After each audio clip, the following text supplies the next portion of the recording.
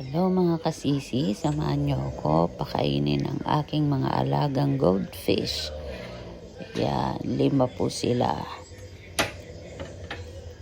May mga pangalan po yan. Yan, pakainin na po natin na sobrang mga matatakaw yung mga yan. Yan. 2 beses ko lang silang pakainin sa isang araw. Bago ako pumasok at saka pagdating ko galing trabaho, kasi yung ibang alaga ko feeding sila, kaya yung iba namamatay agad kasi sobrang busog. Hindi nila mabuhat yung mga nila, yung mga tiyan nila. Pag lumulutang na lang, sobrang kabusugan. Kaya ito, alaga ko sa pagpapakain. Kasi nga para hindi agad sila mamatay. Yan mga kasisi, thank you for watching. See you.